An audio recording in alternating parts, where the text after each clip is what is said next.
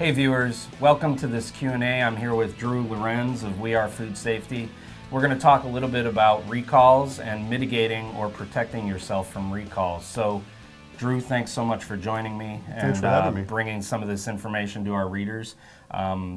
Let's just start from the 40,000 foot view. What can processors out there do when they get a recall put across their desk to mitigate them, or in some instances, some folks say protect themselves from those recalls becoming large and unwieldy? Right. The first thing you want to do is make sure that you have all your documentation on the road. Know, is it really a recall or not? A lot of cases we'll see recalls that really shouldn't be recalls. Somebody's requested a recall of a company, for example, for a labeling issue. Instead of recalling it, you could get a label variance and not go through a recall at all. In those cases where you will have a recall, where there's an allergen that's not on the label, or there's your supplier provided you contaminated product and you've got to get it back out of commerce, the first thing to do is determine how much is really in commerce. How much can you get your arms around immediately? For example, if you start off with 100,000 pounds of production, if you have 50,000 pounds still in your warehouse, you don't have to recall that 50,000 pounds. You can lower the amount, the number, the total poundage in the recall. And I know that sounds a little different, but it really has an impact on how the mainstream press picks it up. They're not going to worry about a 500 pound recall, but if you come out there and you've got a couple million pounds, they do. So step one is determining, is it really recall? Step two, how much do we have in commerce? What do we have to get back? The next thing, if you move fast, you can move faster than the recall committee. You can be bringing product back all the way up until that phone call. So whatever you've brought back, you subtract out of your total. That reduces the amount of product that is out there. The recall committee is going to challenge you on that. They may challenge you on the safety of it. Is it a class 1? Is it a class 2? Is it a class 3? So you need to have your information together. For example, if they're saying it's class 1, but you have laboratory samples and you have a really good solid statistical sampling plan, not just a good methodology, but a good plan on how you pulled those samples, a lot of times you can get them to reduce, again, the amount of the recall. Some cases change it from a class 1 to a class 2. Some cases we've actually seen it go from a class 1 to a class 3. But it's all having your information together, having your team trained and ready to pull that data together immediately. If it's taking you, the regulatory requirement, 4 hours, that's too long. It should take you less than 30 minutes to have everything pulled together and ready to go. So by the time you're briefing the senior management team, you have that packet together, you know where everything is, where everything's gone, and all the data related around it. It's critical, and it will save you a lot of headache down the road. So when you're out there working with some of these processors, not necessarily ones that have had recalls or are going through a recall, but even ones that have been, clean of any kind of recall threat or anything, do you see a lot of those processors having those teams in place, having those teams trained in order to respond like that, or is there a big dearth of that capability out there? What I see is people have their teams together, they're trained, however they're trained against the 4-hour standard, or if they're, depending on who their audit schema is, against that standard. They're not trained against the standard of protecting your company from the recall.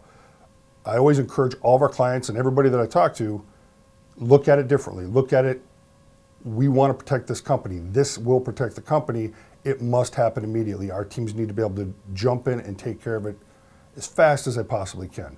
Bring in the outside experts, bring in all the key players, immediately get that product out of commerce. Should they be doing fire drill type stuff? Yes, they should. Does that happen a lot or no? Depends on the company. I mean, we have some clients that are doing it every month. We have other clients that just do the minimum once a year. You know your company, you know your systems. It's one thing that senior management needs to be involved in. They need to know how fast can we get this back. And what I encourage them to do is walk out into their production floor, grab a package and say, pull this back from that 2 weeks ago, I want it all back. And how long does it take your team to get it? If it's more than 30 minutes, they're hurting you. So in the technology space, what kind of technologies can help processors with this mitigation or protection of themselves from large recalls? What types of technology are out there that can help out? There's a lot. Depends on what you're producing, but you'll see X-ray technology. You'll see the good statistical sampling plans along with that. The X-rays, the metal detectors for contamination issues, robust sampling plans for pathogen mitigation. Work with your laboratory. They know the methods that they're going to employ. What gives you a statistically valid sample, though? If I pull one sample and send a pound in and I produced 100,000 pounds of meat, is it really valid? Does it really represent everything that we've made? The answer is usually no, and so then the recall committee is going to ask you to expand that. If you have a robust plan in place, especially for contamination, they will let you dial that in and shrink that up considerably. So there's a lot of tech out there. I encourage everybody to look at it. There's just a dearth of different companies providing that kind of support. Look at them all, find out the one that works best for you, and go with it.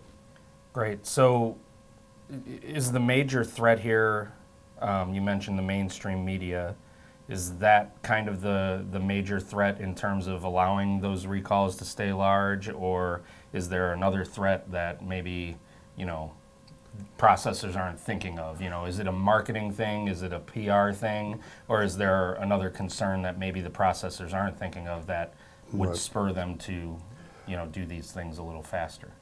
What we've seen is foodborne, and when you compare foodborne outbreaks against recalls, they're not related. The mainstream media grabs one or the other and runs with it. In either case, you want to mitigate. You want to reduce it. Recalls, they love it when there's a lot of poundage, when it's something, if they can pinpoint somebody that gets, that claims to have gotten sick. The people that actually get sick, they usually ignore those. I know it sounds kind of different, but that's really what happens. So as a company, protect yourself. The number one reason for people getting foodborne poisoning in the United States is norovirus. Very few companies have addressed that as a potential hazard. They need to.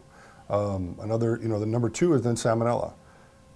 People getting sick or getting hurt from contaminated product with foreign material, there were none in the last 5 years. So when you look at it from that perspective, you want to be putting time and effort into protecting yourself from the pathogens versus the other area. Yeah, and certainly, obviously, with the pathogens and keeping consumers safe is the other, Number one the concern, most right. important thing. I meant, beyond that. So Right. just to clarify, not that I'm not concerned about consumers. So, Right. Anything else to add on this topic? Anything you didn't cover in terms of mitigating, protecting themselves from large recalls?